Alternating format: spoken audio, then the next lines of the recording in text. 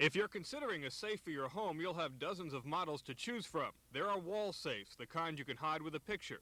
But because most walls are thin, the safes have to be thin and light, so there is little anti-fire insulation. Wall safes are easy to install in a concrete block wall, but they're also easy to pull out. Floor safes cost more, and they cost more to install. However, they offer more protection. When concrete is poured around a floor safe inside the floor of your home, it's virtually locked in by the strong metal lip. A floor safe can be heavier and therefore have more anti-fire insulation. If you want to bury a fortune in your backyard, there are safes that are advertised as watertight and insect-proof. The trick with this safe is not to forget where you hid it. The experts agree on 2 tips. First, don't keep your safe in a master bedroom. That's where burglars look first. Use a closet or a child's room, under a piece of furniture. Make it hard to get at. And don't tell anyone you have a home safe. That can minimize your danger of attack. Alan Mendelson, Channel 4 News.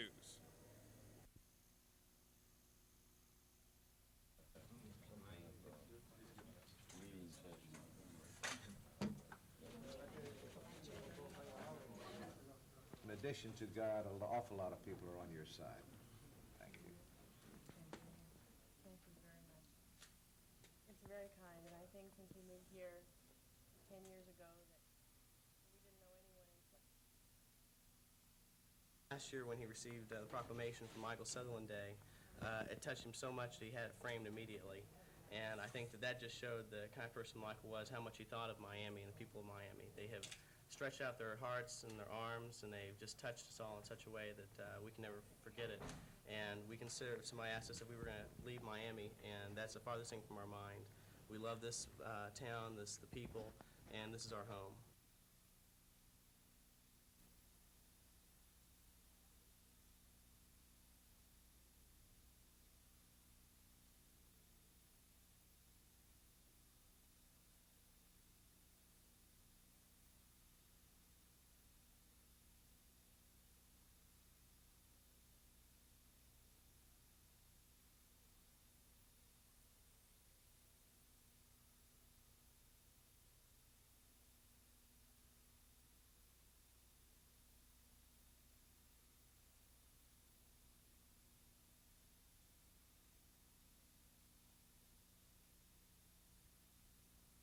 Typical old Southern gentleman that I knew very well and loved him. He's almost like a daddy to me in many ways.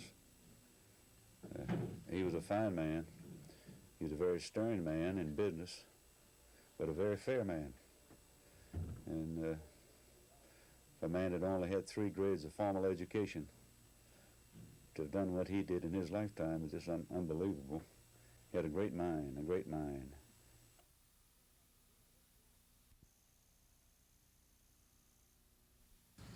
Today, she sat under a tree off Biscayne Boulevard doing crossword puzzles. 69-year-old Wanda Jackson and her companion William Newbern spent the day on the streets of Miami. They were relocated last night to another downtown hotel. After their home of 3 years, the Gibson Hotel was boarded up. Their new home is now the Boatwright, operated by Mary Palmer, the same woman who held the license on the Gibson.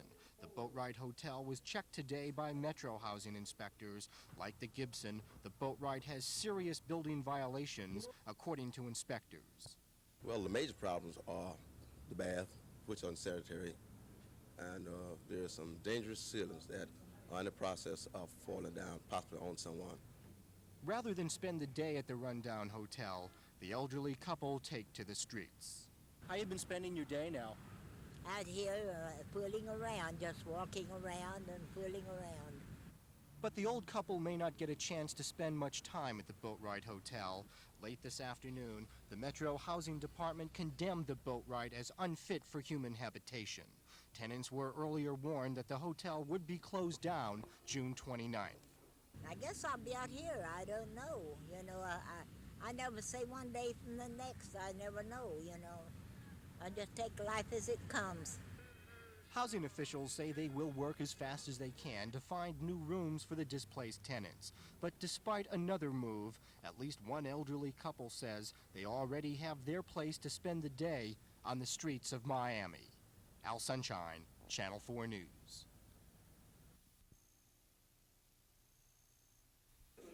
Of the nearly 200 Haitians released yesterday from the Chrome Avenue camp, 28 are still at the Haitian Refugee Center awaiting resettlement. The penniless refugees today were fed by the Salvation Army, and clothes were brought in from various charitable organizations.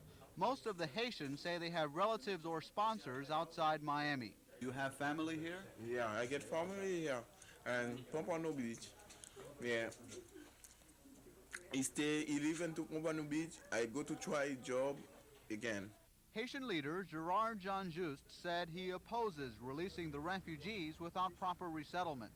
Freedom is always welcome, but there are certain conditions in order to put people out of the Chrome. These people, they have relatives, most of them. We could contact the relatives on time, and the relative could meet them instead of dumping them at anybody's place. Meanwhile, federal court judge Alcee Hastings today continued hearing testimony about the fairness of immigration exclusion hearings. One Haitian who was ordered sent back to his country testified that he didn't understand anything during his hearing earlier this month. Haitian attorneys contend the refugees were not given fair hearings. Immigration officials say they're caught in an impossible situation. They've been stopped by the courts from deporting Haitians, while at the same time the Chrome Avenue camp is filled to capacity. That's why they've decided to release the refugees into the community. Elliot Rodriguez, Channel 4 News, Miami Federal Court. Florida Power and Light Company has intensified its tree trimming efforts near and around power lines to prevent serious power problems during a big storm or hurricane. FP&L has hired 45 tree trimming crews to cut down long and low-hanging branches that lay across power lines. Dade County civil defense officials in charge of hurricane preparedness suggest that property owners make a visual inspection of their property to see if tree branches are touching power lines. I've noticed looking around the county now that a lot of people still haven't trimmed their trees back. A lot of these wires leading from the utility poles into homes are still encased in a lot of branches. It's going to cause some problems. And what happened during Hurricane David was the fact that everyone waited until the last minute, and then they, like a bunch of beavers, got out there and trimmed everything and stacked it in the easements and began to scream to come pick it up. It's the responsibility of the customer to clear all power lines leading directly to homes and businesses. That could be dangerous. Well, the lines are heavily insulated, and if there is a question, we do encourage them to call us, and we will send a representative out to let them know just what's the best way to approach the problem. When cutting your branches, power company representatives suggest you, 1, use extreme caution, 2, do not trim branches during a rain, and 3, call in a professional tree trimmer for difficult areas to reach. C.T. Taylor, Channel 4 News, Miami.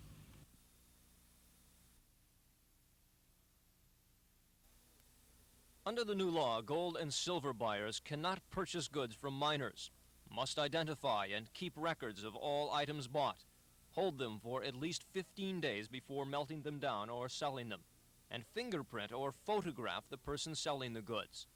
The law is significant because it provides a deterrent statewide, according to the measure's sponsor, Senator Paul Steinberg. And what it does is prohibit someone from ripping someone off in the city of Miami and walking across the street to the city of Hialeah and fencing the goods there. It will allow law enforcement to get at the fly-by-night gold and silver dealers. It will also allow them a means to locating stolen merchandise and thereby returning it to individuals and catching some of the people that sell it. Steinberg says the law enforcement community across the state supported the new law and are hopeful the legislation will help in the war against a rash of burglaries and robberies that are plaguing the state. Chris Blatchford, Channel 4 News.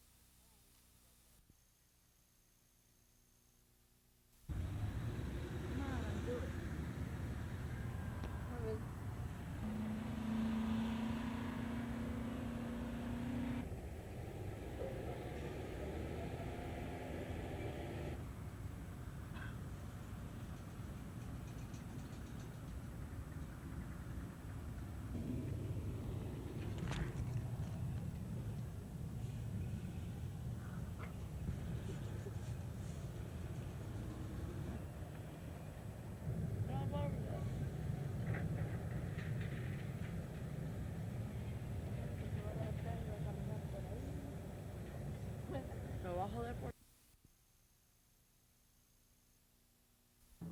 The 135-foot-long Cape Florida, named for one of the oldest landmarks on the Florida coast, will be used by marine scientists at the university for research voyages along the southeast coast and the Bahamas.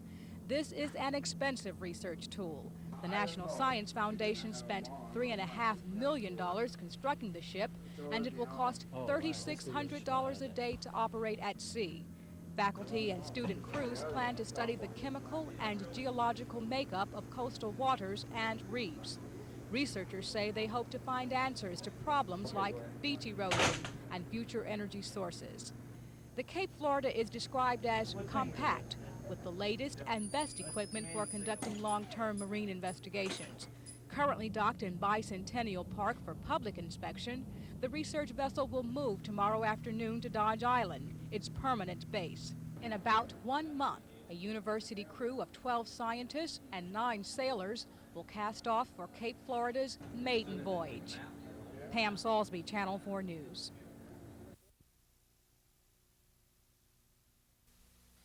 It's almost like asking a teenager what he knows about World War II.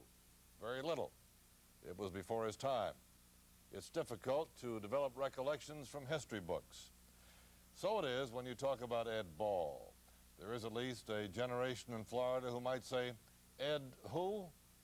But it wasn't always so. It is difficult to think of a single individual in Florida history who exerted more power than did the diminutive loner from Jacksonville. In an era when most people slow down at age 65, Ed Ball was just getting into high gear. He worked to the very last, as he died today at the age of 93. As trustee of the vast DuPont holdings, Mr. Ball skillfully exerted great influence over senators, congressmen, governors, legislators, and any others who might have a say over the future of millions of acres of land, banks, a railroad, or other DuPont estate assets. He made enemies. He battled them long and hard through the courts. He knew how to delay, to manipulate, to wear down. He enjoyed his reputation. His personal lifestyle was frugal. For years, he modestly lived in a hotel in Jacksonville. One of his luxuries was double shots of bourbon and branch water. Another was Tabasco and horseradish in pea soup. He shared that recipe with me at lunch one day. It nearly finished me off. For Mr. Ball, it meant living to the age of 93. He was a part of Florida history. His chapters will be read by the generations to come. Good night. May the good news be yours. Court-ordered surgery is underway at this hour on an 11-day-old infant whose parents had opposed life-saving treatment. Variety Children's Hospital won the right to perform the operation late yesterday. Nick Bogert is standing by at that hospital with a live eye report. Ralph, the Daniels baby is prepped and set to go into surgery in the next few minutes. Dr. Glenn Morrison will perform 2 procedures. We'll get into those later. In all, it should take less than 2 hours. Those procedures are being done only under a court order. All day yesterday in juvenile court, Judge Ralph Ferguson heard arguments about whether the 10-day-old Daniels baby should undergo surgery. The baby's spinal defect means she'll be paralyzed and without control of her bowels or bladder. Aylin Daniels may also be retarded, and doctors disagreed on the witness stand about her life expectancy with or without surgery. The parents, Albert and Jennifer, wanted no surgery, wanted nature to take its course, they said. Doctors from Children's Variety Hospital argued for an operation, saying that a possibly fatal infection could develop otherwise. Judge Ferguson ordered the surgery. Just what does today's operation involve? Dr. Robert Lawson, Chief of Staff at Variety Children's. What Dr. Morrison will do is first will be to remove the part of the spinal cord and the scar tissue that is pushed out at the base of the spine. And when he does that, he will then close the skin over that. In closing the skin, there may be an increase of the pressure of fluid inside the brain, which is usually normal. And therefore, he needs to do a bypass, which is a matter of putting a tube from one of the vessels inside the brain around and back into the abdomen, where the fluid will be absorbed normally. Dr. Lawson adds that this is not a terribly risky procedure. The baby's parents are not here at the hospital right now. Albert Daniels told one hospital spokesman that he was literally exhausted and that he was going to go home and get some sleep. Nick Bogert reporting live from Variety Children's Hospital.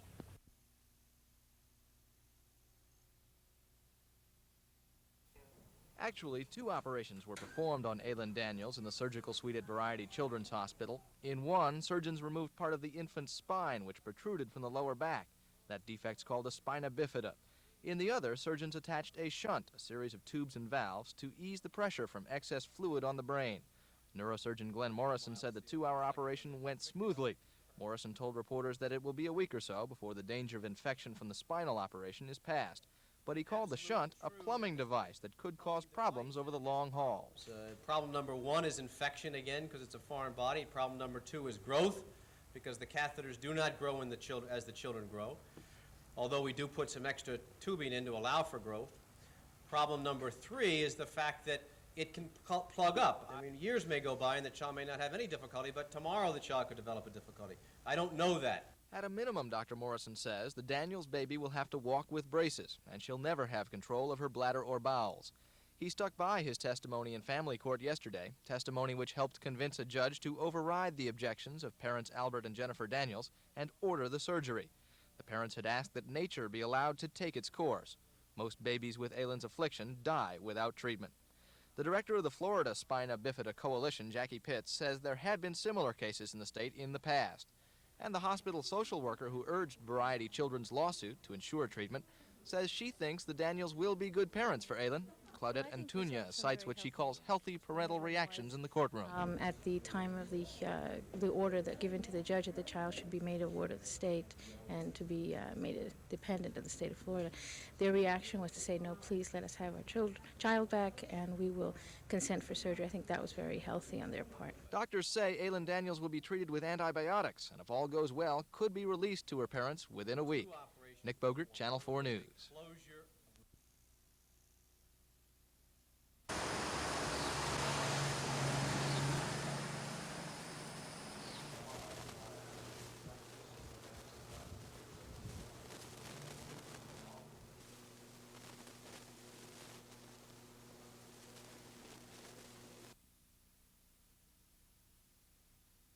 At this point, we hope still to see if we can't have the state reverse itself and see if we can't persuade them to give us a new roof.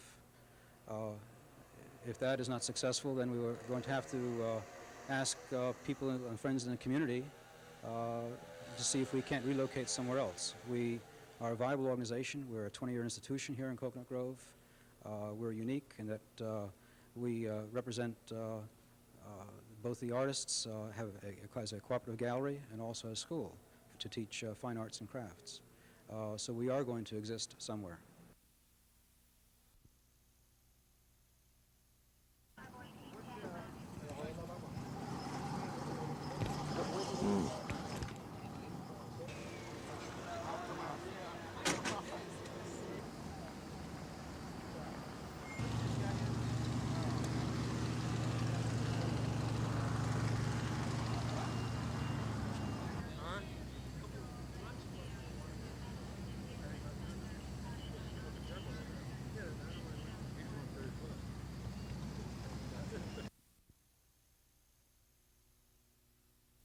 Reagan budget cuts could mean Florida will lose half of the federal grants for its Comprehensive Employment Training Act programs.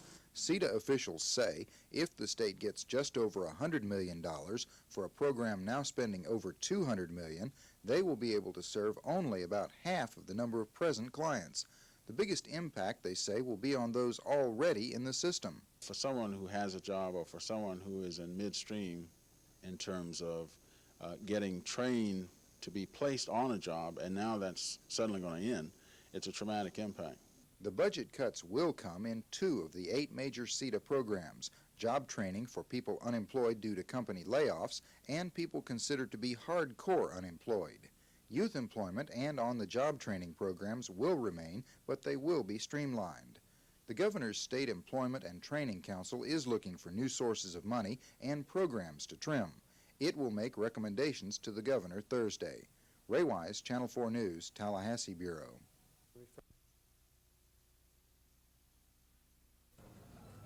After shopping for fresh fruit, don't rush to wash and put them in the refrigerator. Some fruit should be left to stand at room temperature until they feel ripe to your liking. All fruit will taste better if served at room temperature. Strawberries will last twice as long if you wash them only as you use them. You can keep milk and milk products longer without spoiling at the back of your refrigerator where it's coldest, not on the milk rack. Eggs can keep even if you go on a 2-week vacation. A closed refrigerator will keep an even cool. That's perfect for storing eggs, says Pantry Pride's consumer affairs specialist, Carol Curran. Butter can be stored for a year or more in your home freezer, so save money and buy in bulk. Don't put groceries in the trunk of your car, where heat can spoil foods. Even inside the passenger compartment, it can get too hot and your milk will be spoiled. Recooling the milk at home will not help. Once it's hot, it's not the same shelf life. So make your visit to the supermarket the last stop of your shopping trip. Avoid those few extra minutes of hot sun. Alan Mendelson, Channel 4 News. He's one of the few people who probably could say, was the real power structure in the state of Florida. Probably had more of a role than any other individual that I could think of in what's happened in this state's development in the past 50 years.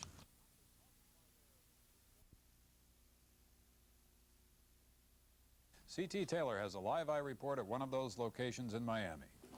Well, Gordon, at this noon, about 50 to 60 postal workers are walking the picket lines in front of the main U.S. postal facility on Northwest 72nd Avenue. They're seeking to reopen talks between their organization, the American Postal Workers Union, and the Postal Service. The employees are seeking better working conditions, higher wages, and job security. There are 2,300 union members in Miami, and they have set up picket lines at major facilities throughout South Florida. Judy Johnson is president of the Miami local of the American Postal Workers Union. She's here with me right now. Ms. Johnson, my first question to you is, the current contract expires in about 30 days. What has been the posture of the U.S. Postal Service?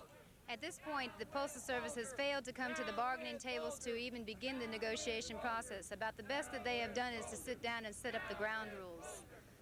What about job action? What's the possibility of a strike? The postal employers are not talking strike. The Postal Service is about the only people that are talking strike. We are willing to sit down and negotiate a contract. We want to work, but we want to work with a fair contract. We want to have a chance at good working conditions. Thank you. Judy Johnson, president of the Miami Local Postal Workers Union. There are other picket lines throughout the South Florida area, including downtown Miami. The picketers are expected to walk the line for the rest of the day, but it's uncertain whether they'll be on the picket lines tomorrow. This is C.T. Taylor reporting live.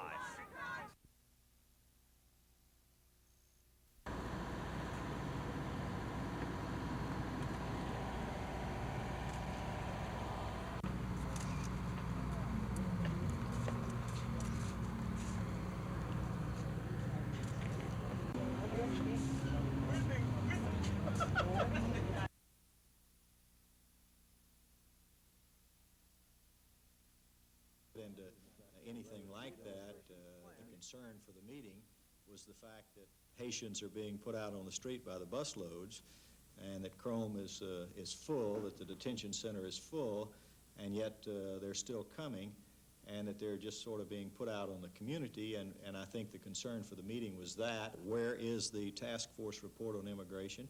Where is the contingency plan? Why don't we have another facility? And out of the state of Florida? Those are the kind of questions that I think we want to get to at the meeting, and that's where I think I want to keep it focused.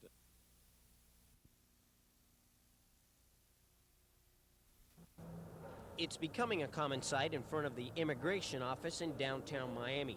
People who don't like to wait in line are buying spaces from people who show up early. INS officials are able to process only 100 persons each day, so some people are making money by showing up as early as 3 a.m. to get a choice spot. Then they sell that spot to someone who wants to avoid the long wait. And the business can be profitable. Buying a space is not difficult. Yesterday, I went to the immigration office and spotted a man who appeared to be selling spaces. We talked for a while, and he agreed to sell me a spot in line today. This morning, I again returned with a camera crew, which was concealed across the street. I met the man, and he showed me the space in line that he had. We talked a bit, Then I handed him $20 and took my bought and paid for space. I was well ahead of others who had been in line for hours. Some had been there since before daybreak. The brisk activity in selling spaces goes on even when police are present to make sure the hundreds gathered outside the INS office remain orderly. Some space sellers will hold down 2 or 3 spots in the line, meaning that many people who got up early won't get inside the immigration office. This has happened from time to time. We've had the Federal Protective Service in, we've had the Miami Police Department in. You stop one of these kinds of con games, or by whatever name it's known, and within days or sometimes the same day, another type comes to our attention, and we try to take action on it. The man who sold me my spot says some of the security guards in the night shift know who he is, and he even buys them coffee from time to time. But they've never questioned his repeated appearances in the line. Immigration officials say they don't have the personnel or the authority to correct the problem. They say it's the police department's duty. The police department says it's immigration's problem, and the business of selling spaces in line continues. Dan Noah, Channel 4 News. The spokesman for the local Air Traffic Controllers Union said today he's 100% sure the South Florida Union membership will overwhelmingly reject the tentative contract agreement their union reached with the government last weekend. But Transportation Secretary Drew Lewis warned today that there will be no more money for air controllers if they reject the agreement. Bob Smith, a PATCO spokesman, said the tentative agreement failed to satisfy controllers on their demands for higher pay, a shorter work week, and better retirement benefits. It is not only an insult of our intelligence, it is also a blatant disregard of the collective bargaining process of the PATCO organization. Smith indicated that Miami air controllers will vote on the contract in about 2 weeks. If the latest offer is rejected, Smith says there will be a nationwide air traffic controller strike. C.T. Taylor, Channel 4 News, Miami.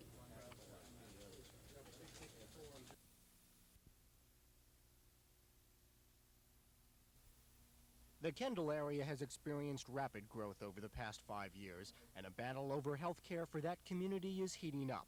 In one corner sits Baptist Hospital. In the other, there are 8 groups that have filed letters of intent seeking to build a new hospital in South Dade in direct competition with Baptist. The decision rests with the Health Systems Agency, which considers how many hospital beds are located throughout Greater Miami and decides how many hospitals the community can economically support. Right now, the health service area, that is Dade and Monroe County, is overbedded. So we have to take that in context to the entire situation.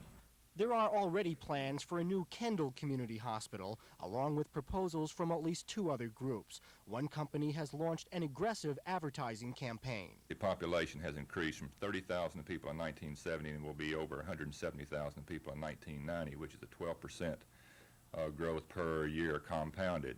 So we feel like that a hospital will be desperately needed in a very short period of time in the Kendall corridor. But it's feared that a new hospital will drive up health care costs for Kendall residents. And in order for them to staff these services, they're going to have to bring people from some places, perhaps encourage them to leave their present employment, raise salaries, and it's just a natural that costs would go up. Who would pay those costs? The patient. A decision by the Health Systems Agency on whether or not to allow construction of a new hospital in Kendall is not expected until sometime around the end of September.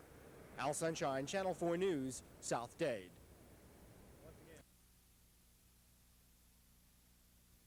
This is the Dotson family in South Miami. Their oldest child, Ruth, was born with the defect spinal bifida. Doctors said the child would never walk, would be paralyzed from the waist down, and most likely be retarded from brain damage.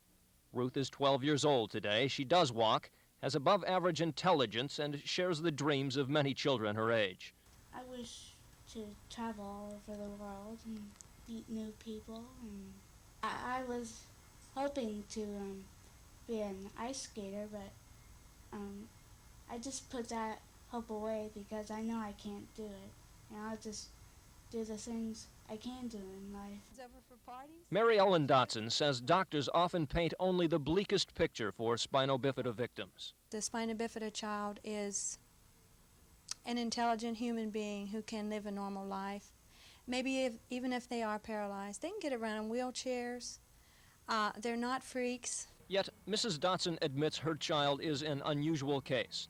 Most spinal bifida victims, like 4-year-old Teresa Toro, will never do as well, will never walk without braces. Life for the family and the child can be very difficult. There are moments of really deep depression. The first moments after you're told that your kid has this birth defect are terrible. You feel like you would just like to die so you wouldn't have to cope with it. Mrs. Toro is trying to form an organization of parents with spinal bifida children. How the parents relate to the youth has great bearing on how the child develops, she says. And if you love your child, says Mrs. Toro, there are many good moments, too. Chris Blatchford, Channel 4 News.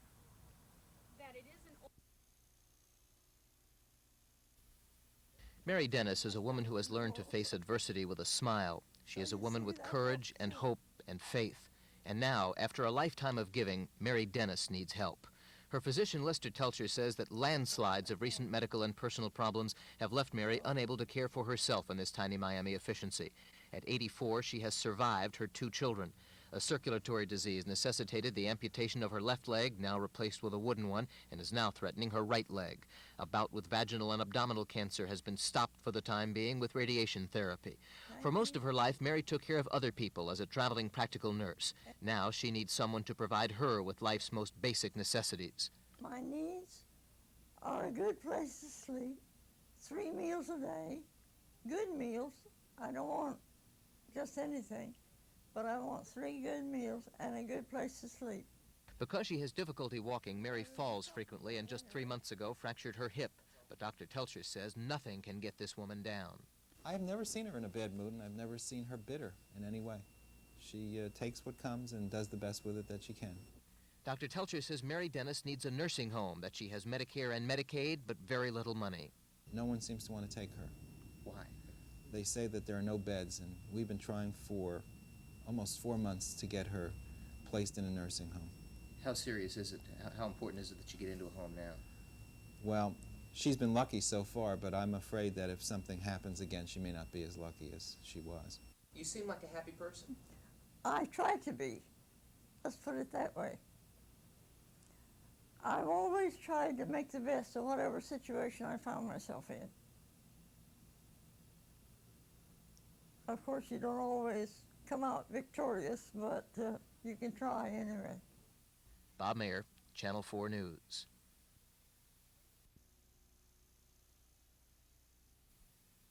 In a 6-3 decision, the court ruled that men and women, because of the combat restrictions on women, are simply not similarly situated for the purposes of a draft or registration for the draft. That brought strong reaction from the National Organization of Women. We really feel that it's a tragedy, again, because it does perpetuate the myth that men are inherently superior to women, that women simply can't make it in the bigger world around us, which is not the case. And it does make us angry to see these kinds of decisions coming out. Another prominent lawyer told us that the decision bypassed the major issue of the status of men and women under the Constitution.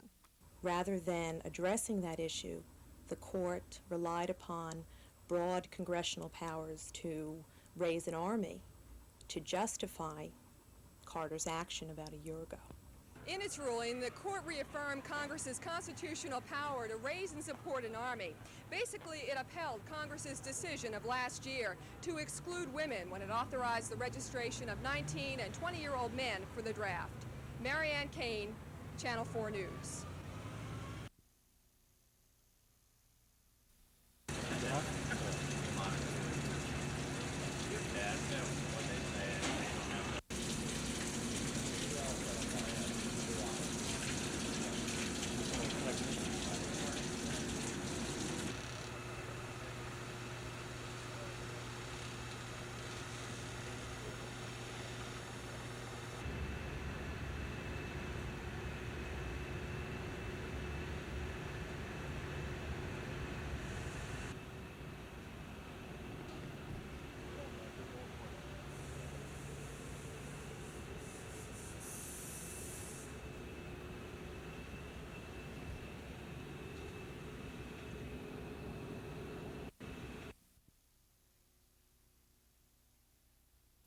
Universal, como Washington, Jefferson, Lincoln, en nombre de todos los venezolanos, Agradecemos, señor alcalde, señores miembros del Consejo, señores y señoras, mis compatriotas queridos, con gran en el idioma inglés para la biblioteca de los jóvenes de esta gran ciudad y de este gran estado. Bolívar es universal, como es Washington.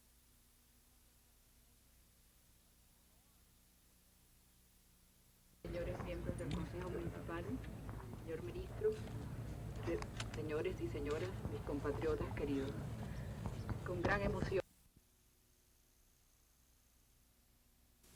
He did not look like the ideal prototype of an athlete. Most pro football stars are thought of as big and rough. Bob Greasy was the opposite. He looked more like the boy next door from the Midwest. And that is what he really was and is. Most of us know Greasy in his Dolphin uniform. Here he completes a long throw to Joe Rose in last year's game against the Baltimore Colts. It was in that same game that Greasy suffered that disabling tackle. He went down with an injured right shoulder, an injury which led to his retirement announcement today. And here's that play. That shoulder still gives him pain. He had been disabled in 4 other Dolphin seasons, but Greasy always came back strong. And now Greasy hangs up his uniform for good. He's been paid deserved honors and accolades in the past. There will be many more nice things said about the Evansville, Indiana native in days to come. We'd like to say something about Bob Greasy which transcends Greasy the quarterback, Greasy the athlete, the competitor. We know him as an all-American American, a man who appreciates the opportunity this country provided him, a man who really loves and works with kids, beginning with his own 3 sons. There are few heroes known to the public these days. We mean the kind of person that kids can look up to and try and imitate.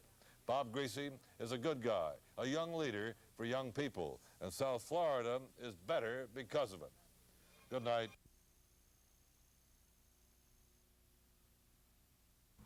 The problem? Release of Haitian refugees into the community. It's being done because of overcrowding at the Chrome Avenue refugee camp. On Tuesday night, 60 boat people were dropped off by an immigration bus at the Haitian Refugee Center in the early evening. Center spokesman charged that later that night, others were dropped off at a nearby street corner by another government bus. INS officials deny it. Tuesday evening, which I believe is the night in question, 2 buses took approximately 120 Haitians to the 79th Street building of the Immigration Service, and they waited there until everyone was accounted for with a sponsor or a local contact. They had to wait until beyond 3 a.m. in the morning, but they did their job as they were expected to do. Florida Senator Childs asked to hear INS's side of the story, but a scheduled briefing never happened this afternoon. Are you rather upset with them about My jaws are always clenched this way. Immigration shipped 46 Haitians out of overcrowded Chrome this afternoon. Refugees went to Bayfront Auditorium to be paired with sponsors who'd been notified by another government refugee bureau. At Bayfront, workers from 5 voluntary resettlement agencies did more processing. They're not happy with the INS either. For my agency, this is not the way we like to do resettlement. We, Lutheran agency, like to investigate the family, make sure that the family is in a position to receive the entrant, so that the entrant doesn't become a public charge, the entrant doesn't wind up in the middle of the street. About 400 Haitians have landed in South Florida over the last several days, and about that many refugees have been released from Chrome. So the camp's population still stands at over 1,300. Nick Bogert, Channel 4 News. It's been 3 months since 19-year-old Claribel Benitez was killed in the parking lot of the Central Shopping Plaza. The young secretary was shot in the chest, but managed to drive to a nearby Burger King before she collapsed and died. An empty can of chemical mace was found in her car. The so-called mace case got underway today in the courtroom of Judge Thomas Scott, where 2 Mariel Boatlift refugees are charged with first-degree murder. Prosecutors say Belarmino Cordero Peña and Evelio Rodriguez tried to rob Miss Benitez. When she resisted, she was shot by Cordero Peña. A third defendant, Alfredo Escalona, pleaded guilty to second-degree murder and was sentenced to 20 years in prison. You will agree to testify if required, if the state wants you to, in either case involving the 2 co-defendants, Evelio Rodriguez and Guillermo Corder-Pina. Members of the Benitez family were in the courtroom late this afternoon and plan to be there for the remainder of the trial. What is your reaction to that sentence? Do you think it was a fair sentence? Yes, it is really, because that guy was the one that had the least to do with the murder. But Ray Benitez says the death of his young sister is still very difficult for his family to accept. Really, I don't think we'll ever get over it. It's been a terrible loss. It'll never be the same. Police originally believed Clarabelle Benitez tried to use a can of chemical mace to ward off her attackers. Now they believe it was one of the defendants who used the mace to rob the young secretary. That point is expected to be brought up when a jury begins hearing testimony next week. Elliot Rodriguez, Channel 4 News at the Metro Justice Building.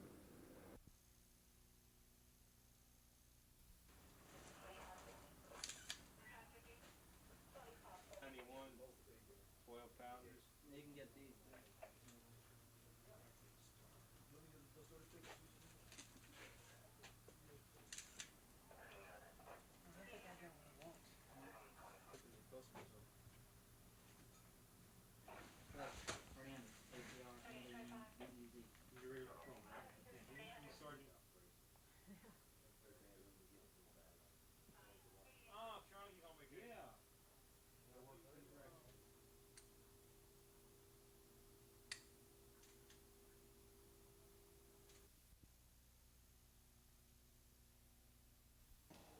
There has been trouble between Governor Bob Graham and Lieutenant Governor Wayne Mixon for some time.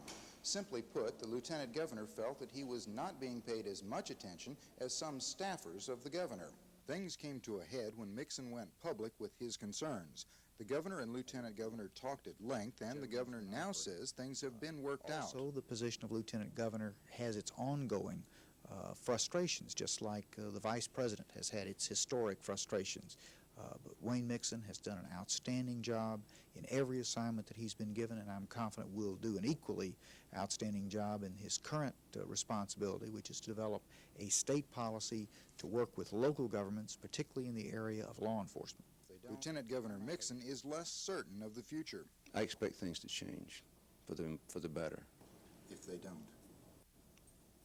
Well, we'll just have to look down the road. The governor assures me that he understands my concerns and that we will together work toward some improvements that will alleviate those concerns. And that's not improper to say. He said that himself. Did he assure you the same thing 6 months ago, though?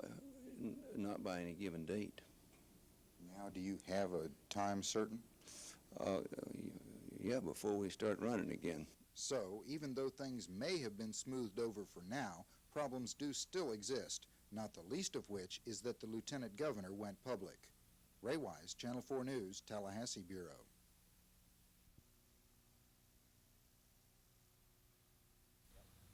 When it comes to checking tires, a penny can save your life. If the tread doesn't cover the top of Lincoln's head, you're riding on an unsafe tire. A good tire tread will cover the eyes on Mr. Lincoln and will help prevent skids. Ed Freeland of the Automotive Service Council says you can check the alignment of your wheels by running your hand across the tread. If it feels smooth, the alignment is good. Use a penny to check the tread on the inside and the outside. The depth should be the same. Shock absorbers keep your tires on the road. Bounce your fenders up and down. These shocks are bad because they keep on bouncing. These shocks are good. The bouncing stops quickly. Corrosion will drain energy out of your battery. It's easy to remove corrosion from your battery. All you need is a 29-cent box of baking soda and a glass of water. What you do is wet down the battery terminal and then sprinkle on some baking soda, and that will dissolve the corrosion. A sponge or brush will do the job quicker. Alan Mendelson, Channel 4 News. By 7:30 this morning, approximately 1,000 Dade County traffic lights were out of order. Along Dixie Highway, traffic on side streets was backed up during morning rush hour. But traffic on the highway itself flowed better than ever, thanks to the absence of red lights. The problem originated here at the Dade County Traffic Control Center, which operates half of all the traffic lights in the county.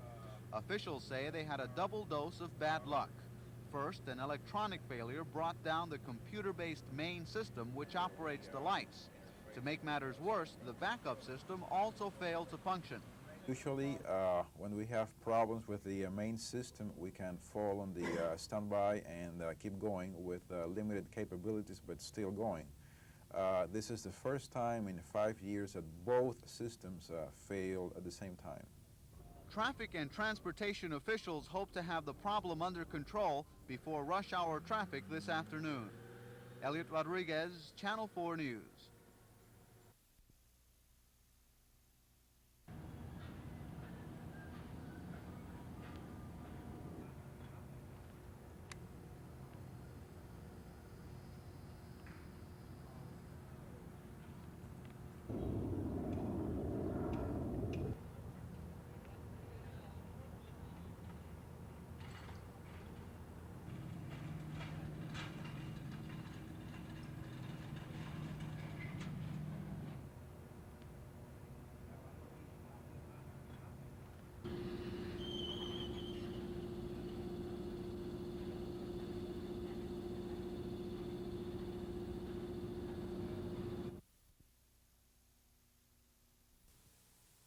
Members of the Florida delegation met today with administration officials hoping to learn what the Immigration and Naturalization Service plans to do with the influx of Haitians. The only thing that was accomplished was the fact that we have explained to the administration that they have a very, very highly explosive situation that needs some immediate attention.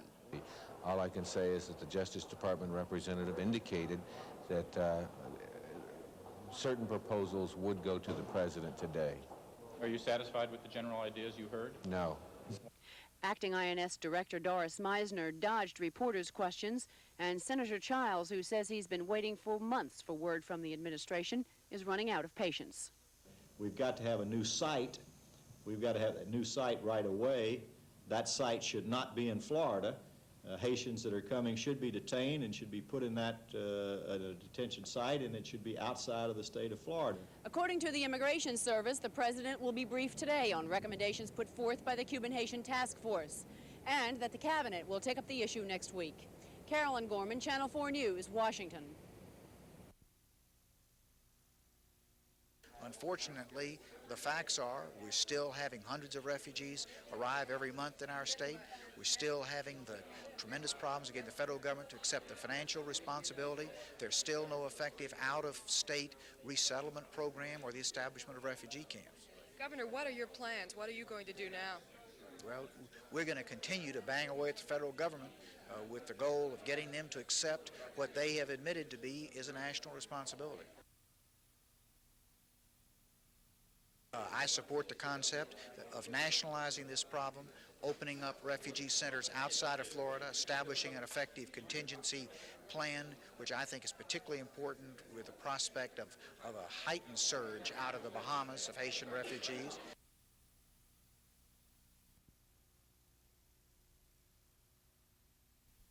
Before overcrowding at the Crome Avenue refugee camp became severe, Haitians were not released until refugee resettlement agencies verified that there were relatives or sponsors to care for them.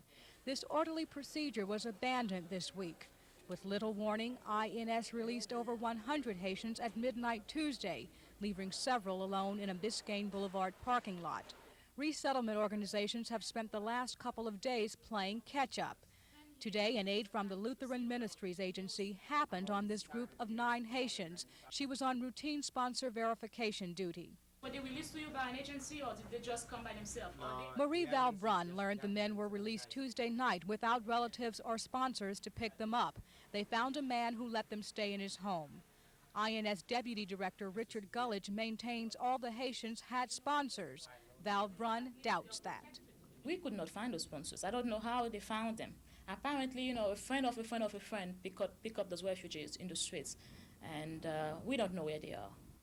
INS officials say that Haitians will be released every day until the population at Crome is back to normal, and each refugee will have a sponsor. Haitian refugees are not simply absorbed into Little Haiti. Typically, there's cooperation between INS and the voluntary services. If they can't find family or sponsors for the refugees here, then the Haitians are resettled into other cities. Pam Salisbury, Channel 4 News.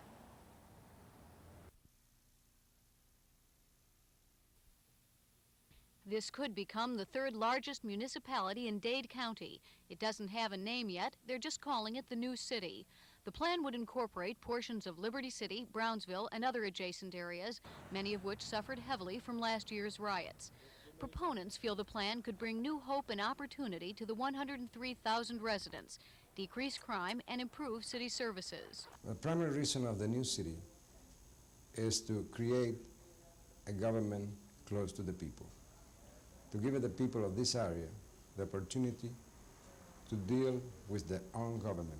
Some area shop owners who've seen business drop drastically over the last year think the new city is a good idea. It will create pride within the individual residents here in this community, and I think it's a good thing. It gives them something to more or less say that they can say, I put together, or we put it together. We did it. But some critics are worried that the proposed budget for the new city's police force would be inadequate, and others are concerned that the tax hikes necessary to support the municipality would force yet more businesses to leave the area. Some residents we talked to said they, too, are skeptical. You're worried that, in fact, there'll be less services here. Exactly. I mean, it's done every day. The proposal has the enthusiastic backing of the Metro Planning Advisory Board and some substantial support from big businesses in this area. Many of the people we talked to today hadn't heard much about the new city plan. That means there will have to be some substantial campaigning if this is going to pass, because ultimately it will be up to the 42,000 registered voters in this area to decide whether the new city becomes a real city here. Mary Nissenson, Channel 4 News. Over 1,000 Dade senior citizens filed into the Miami Beach Theater of the Performing Arts today for Senior Showcase, a rally organized for older people to voice their concerns and needs. The affair also gave senior citizens the chance to demonstrate their political strength. The showcase included political figures who discussed special problems of the elderly. Rally Chairman Victor Fleming said the major concern of the elderly is inflation. We want to be together. We want to divorce ourselves from the apathy of not doing things that we should do. We try to awaken the elderly that they not only to serve the elderly, but they also to serve the community, because they do have a reservoir of experience which could be useful, and we want to utilize it in our community. The giant showcase was coordinated by the United Way of Dade and Monroe Counties, Agency on Aging, and the Jewish Community Centers of South Florida. C.T. Taylor, Channel 4 News, Miami Beach.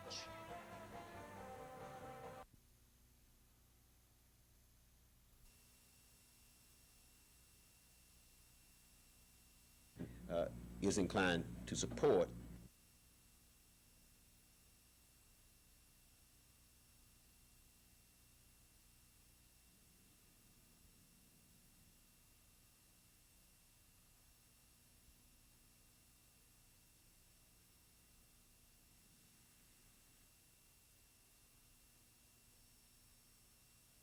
of the future of this community, to make sure that we maintain ethnic balance at the City Commission. It is not in our own self-enlightened interest for us to allow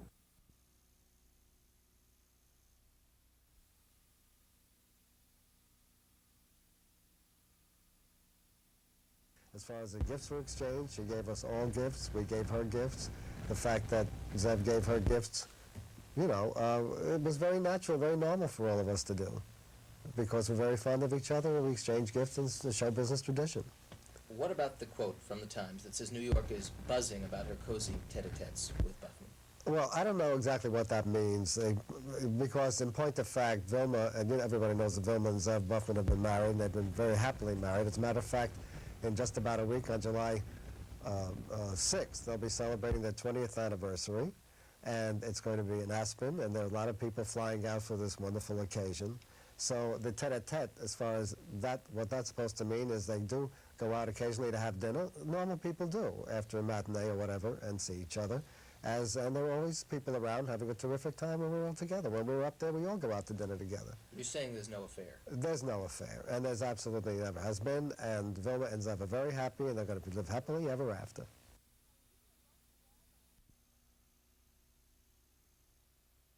She's not telling me much at all. This is 19-year-old Matthew Block. He's discussing a business deal. The business is birds. He sells thousands of them every year, mostly to pet stores and zoos. It started as a hobby, developed into a company about 4 years ago, and just seemed to take off.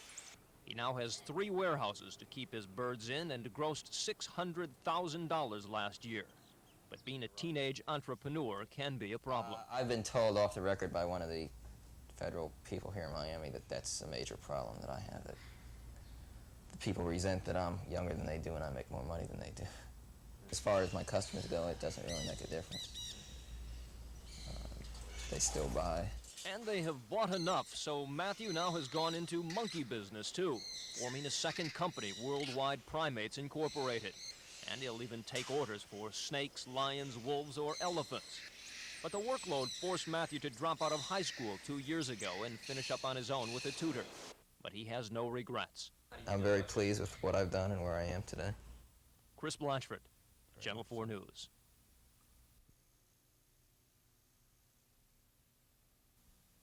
Not much has been said about it, but some attention should be given to it. The "it" in question occurred about 5 o'clock in the afternoon on Monday, June 8th. 16 .45 caliber bullets were sprayed at the synagogue of the Cuban Hebrew congregation at 1700 Michigan Avenue on Miami Beach. 6 of the temple's stained glass windows suffered gaping holes. The cover of the temple's ancient Torah was nicked by a bullet. The congregation moved into this modernistic temple 6 years ago. Most of the 900 families in the congregation settled here in post-Castro years. An anonymous donor has posted a $10,000 reward for information leading to the arrest and conviction of those responsible for defacing the synagogue. Anybody having pertinent information should call the Miami Beach Police at 673-7945. The Greater Miami Rabbinical Association has termed the shooting incident as an affront to the entire Jewish community. We would go one step further and say it is an affront to the entire community of all faiths. An attack on any house of worship is more than just an act of vandalism. It's also an affront to the Supreme Being. We can only hope the sizable reward will result in suitable punishment for the perpetrators of this cowardly and senseless act. Good night.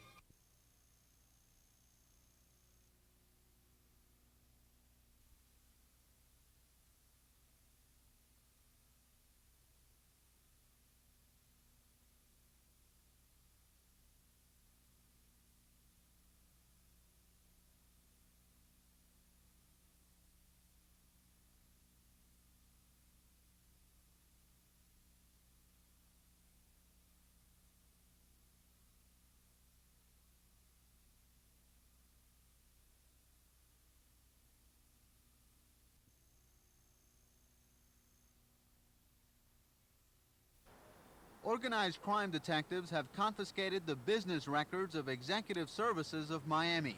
Police believe the escort service is really a front for high-priced prostitution. The firm operates 16 escort services, including Miami Playgirls, Good Times, and Rent-A-Chick. Police say all 16 have been in business for several years. Company employees today refuse to comment on the investigation. All we want to do is talk to the manager. He's not here. Among the items confiscated by police was a John list of 4,000 customers. We found records of dating activities. We found a board that lists the girls that are available for any given day and the girls that are not available for reasons of hygiene or whatever. So we think that the search has developed information of organized prostitution activities. Our allegation is that they weren't really escorts, they were prostitutes, and they were filling dates with people in various parts of the city. How long was a typical escort? 35 minutes. And how much money would they pay for that? Oh, $125 to $200. Besides the evidence that was confiscated, police also interviewed a former prostitute who worked at one of the escort services. Police add that charges in the case may be filed very soon. Elliot Rodriguez, Channel 4 News.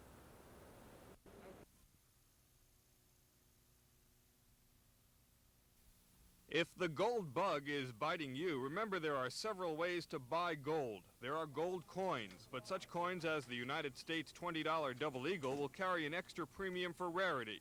The last Double Eagles were minted in 1933, and because they are sought by coin collectors, the premium could be 26% or more for common dates. Krugerrands are 1-ounce gold pieces minted today by South Africa. They carry a premium also, but usually no more than 3% above the daily gold quote. People who reject South African politics can buy the 1-ounce gold coin of Canada, known as the maple leaf. Salesmen at a metals company can arrange for you to buy even a small amount of gold. In addition to the full 1-ounce Krugerrand, there are half Krugerrands with 1/2 ounce of gold, and quarter Krugerrands, and even 1/10 Krugerrands. But as the gold piece gets smaller, premiums can go up, and your dollar buys less gold. You can invest in gold without even touching the metal. Some firms will sell you a gold certificate, which represents a share in a huge hoard of gold. Or you might want to consider stock in a gold mine. Alan Mendelson, Channel 4 News.